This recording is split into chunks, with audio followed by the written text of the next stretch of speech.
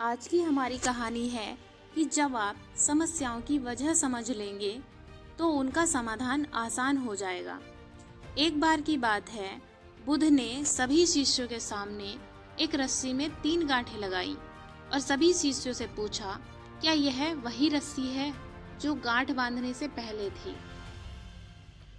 इस प्रश्न के जवाब में एक शिष्य ने कहा, इसका उत्तर देना थोड़ा मुश्किल है। ये हमारे देखने के तरीके पर निर्भर करता है। एक तरह से तो रस्सी वही है, इसमें कोई बदलाव नहीं है। उसके बाद फिर एक अन्य शिष्य ने कहा कि अब इसमें 3 गांठें लगी हुई हैं, जो कि पहले रस्सी में नहीं थी। इसे बदला हुआ भी कह सकते हैं। इसके बाद कुछ शिष्यों ने कहा कि वास्तव में मूल रूप से रस्सी वही है, लेकिन बदली हुई दिख रही है, लेकिन इसका मूल स्वरूप नहीं बदला है। शिष्यों की बात सुनकर बुद्ध ने कहा कि आप सभी सही बोल रहे हैं, अब मैं इन गांठों को खोल देता हूँ। ये बोलकर बुद्ध रस्सी के दोनों सिरों को खींचने लगे। बुद्ध ने पूछा कि क्या इस प्रकार रस्सी की गांठें खुल जाएंगी? सभी शिष्यों ने उत्तर दिया, नहीं, ऐसा करने से तो गांठें और ज्यादा कस जाएंगी, इन्हें खोलना और मुश्किल हो जाएगा। उसके बाद बुद्ध ने कहा कि ठीक है, अब मैं एक अंतिम प्रश्न पूछता हूँ आप सबसे।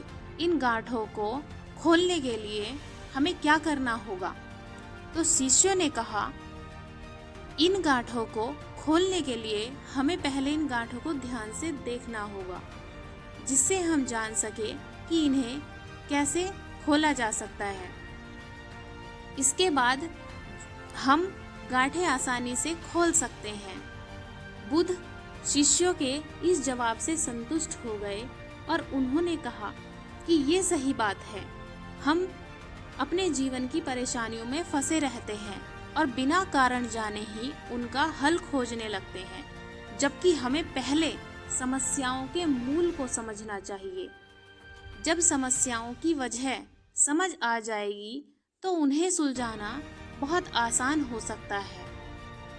ये थी छोटी सी कहानी, जिससे हमें यही शिक्षा मिलती है कि सबसे पहले हमें समस्या के मूल कारण को पता लगाना चाहिए। उसके बाद हम अपनी सभी समस्याओं का समाधान कर सकते हैं।